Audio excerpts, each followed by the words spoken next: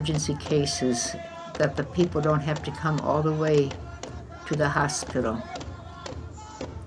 There they hoisted the flag, the new flag, and the children are all in attention. Here we're starting the dances. And they will have dances probably for the rest of the day. I think we were there for 2 or 3 days actually. Some stayed and some went home by boat in between.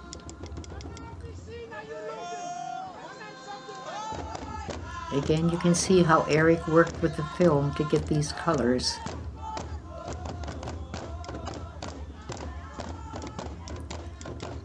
Eric is a student here who's graduating this year from Alvernia College, Alvernia University in Reading, Pennsylvania. It's a Catholic university.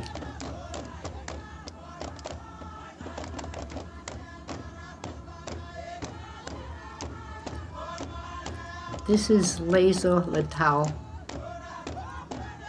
Father came probably for First Communion or for some celebration, and the children are coming to say thank you and bringing fruit and watermelon, and then Father gives them a rosary, that they learn how to say the rosary.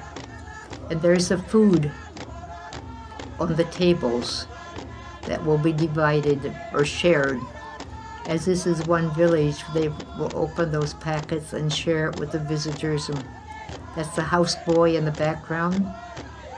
Their father came to bless the church, and he's instructing the people what it's all about, the meaning of it. He's blessing the church with holy water and prayer.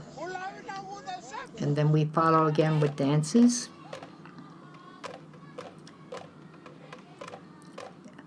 And you see the men congratulating the dancers on doing a good job by putting the kabang on their shoulders. The kabang is that powder from the scraped stone, reef stone, they make the powder from. And they chew it with their betel nut. They mix it when they chew betel nut, which kind of gives them a high. Their kokon just put a handful of the powder on someone's face, and he's trying to keep it out of his eye because that'd be very painful probably to get in your eye.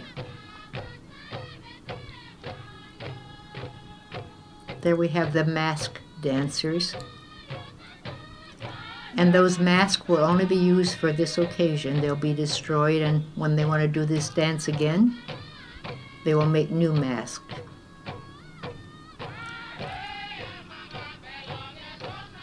They're usually very colorful, but like I said, this film has set in tropical conditions, the heat of in America, in not air conditioning rooms, or in the humidity and heat of the tropics for a good number of years before I got around to processing it.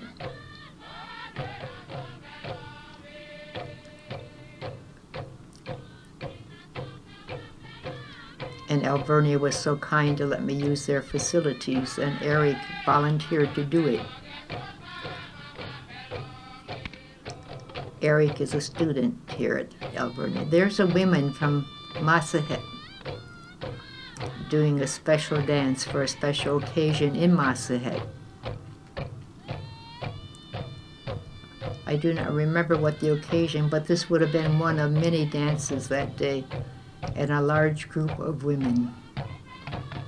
There you see the men walking around carrying shell money, which is a way of congratulating them, saying we're proud of you, you're doing it the right way.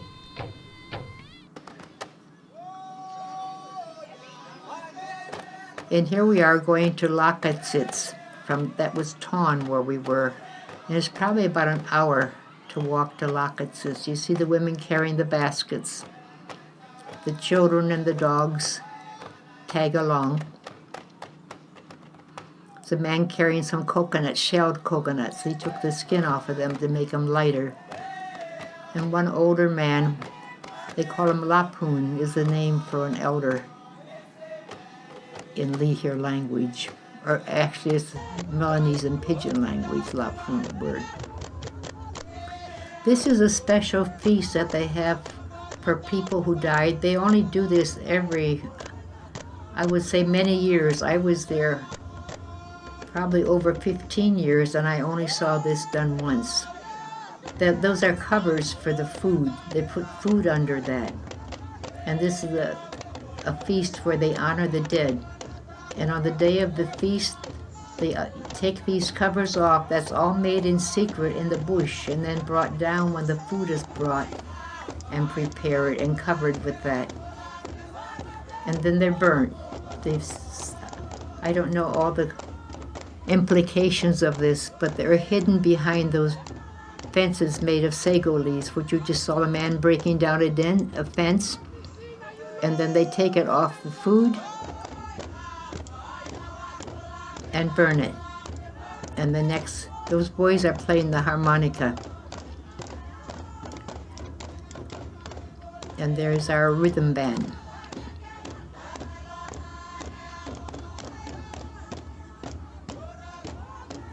And the boys are singing.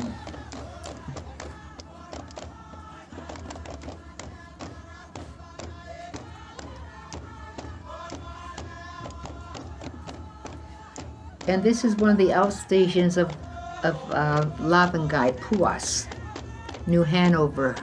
That was an island off of Kavieng, where we had nurses and teachers, and Father had a parish there. There's Father outside his house, saying hello and talking to the boys. That's Father's house, made of bush material, bamboo siding. That's the new hospital. It was made of bricks. We had 2 nurses there. And I would try and visit them a few times a year. There's part of the garden. I don't know what they were growing, but probably some vegetable to feed the students. They also had a school anchor that they had boys who they taught. This is rice. They made rice there. They had rice fields, something to sell to help the school. Father was very ingenious at getting ideas how to help the people. There's the machine to bag the rice. There's a boy getting the ground ready.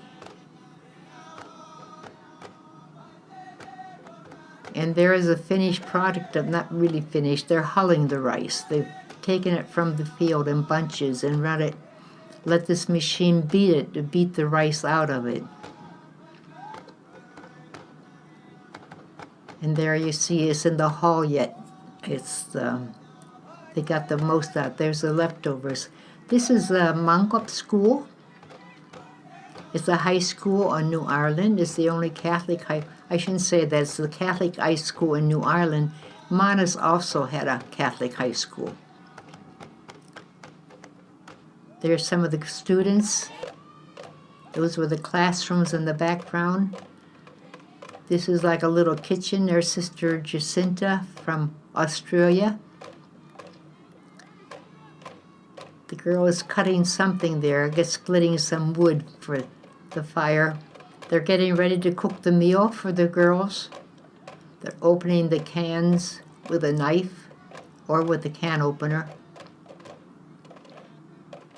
There are the girls using a knife to open the cans. The meat, which they will cook probably with leaves, and they'll have with rice for the evening meal. Rice is pretty much a staple in Papua New Guinea for food, for places like high schools and that. That's Sister Jacinta teaching the girls to sew. There's some of the finished product hung up. They get pretty good, really good, I should say, at sewing and cutting patterns.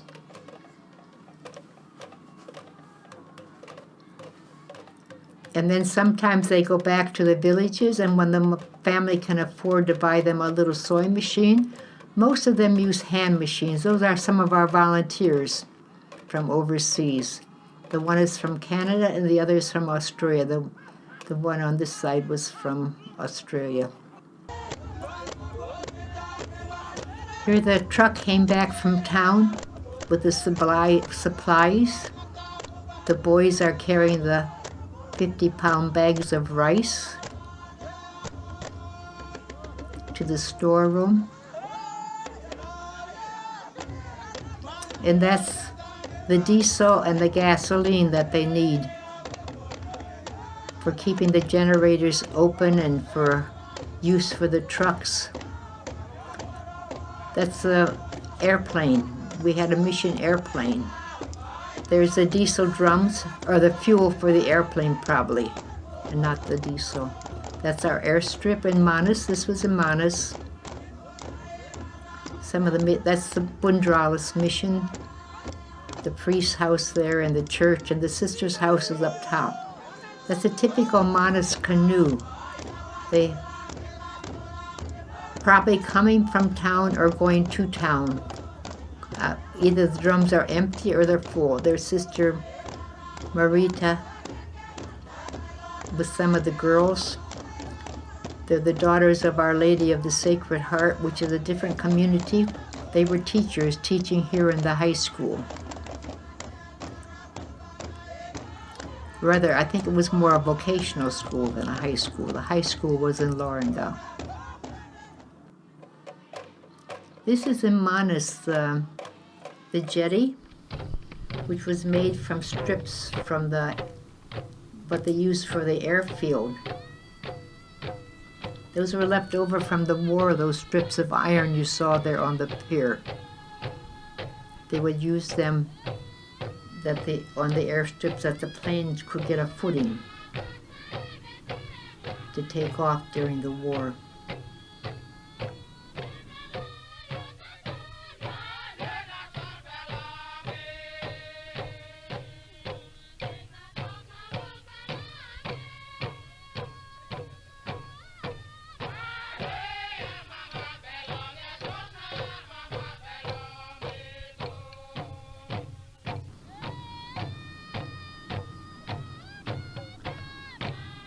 Here we are back in Lee here.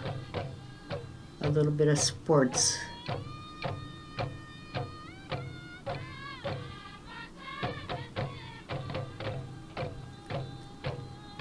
They're playing football or soccer, I think they call it.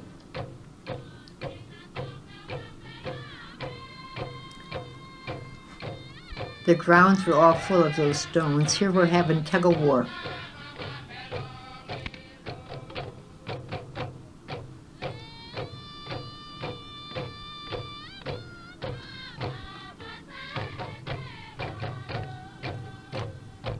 Great fun.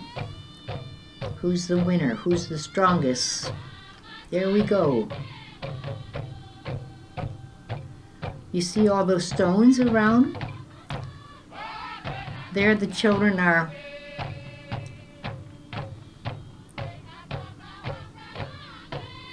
they crawl on their hands and legs till they find the balloons, and then they blow it up, and whoever can blow it up till it bursts and then get back to the starting point is the winner.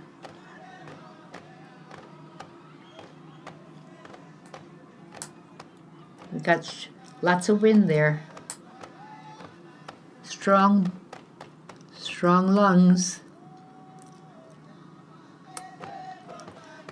Perseverance. Then they run back. And the little ones who are standing around watching find a broken balloon to play with.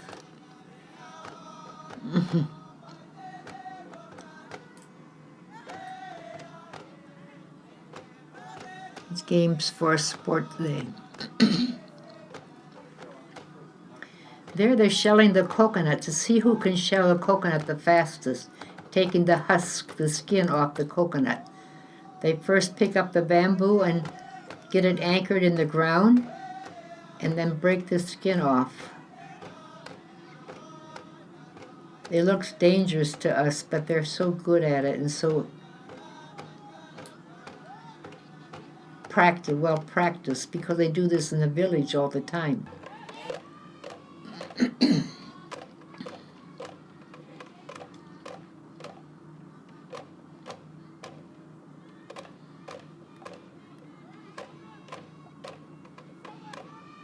And then run back. Here they're filling their mouths with water and then running over to the empty bottles to fill them with water, to see who can fill their bottle the fastest. The teachers are quite ingenious at thinking of ways to entertain and kinds of competition. There, an apple tied on a string. It's not very often they get an apple to eat. It's a pity they couldn't have just done it leisurely, huh? There we're having a game of baseball. There the hospital, that's the roof of the old hospital that you see in the distance. This is at the main station in Vunapope. That's the bishop, Bishop Sharmak. He is the man, the bishop, who really, really saved the mission during World War II. Our sisters and the priests were all imprisoned by the Japanese, and the bishop told the priests and the brothers and the sisters, have nothing to do with the leaders of the Japanese, only I will make decisions with them. And he was an amazing man and really saved the mission and the missionaries. There you see the different schools. This is an anniversary of the mission, but I'm not sure. I want to say 75 years, but I'm not sure about that.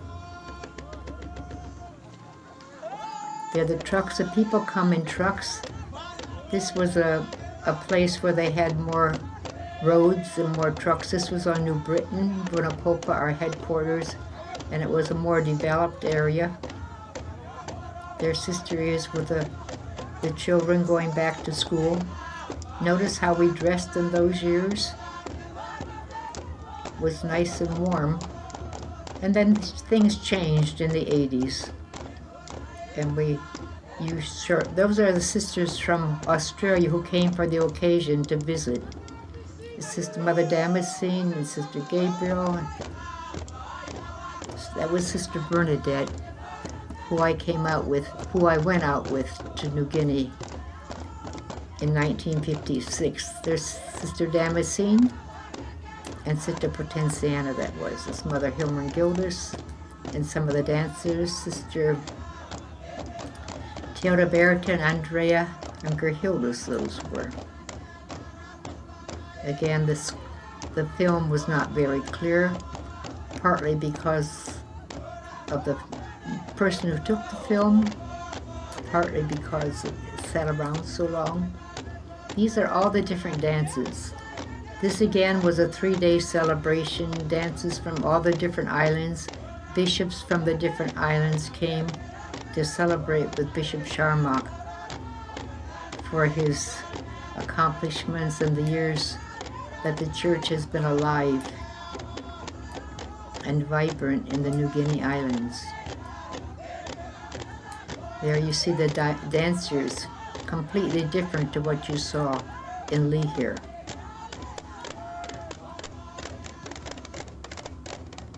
From the different islands, different villages, probably around West New Britain and Vining and East New Britain.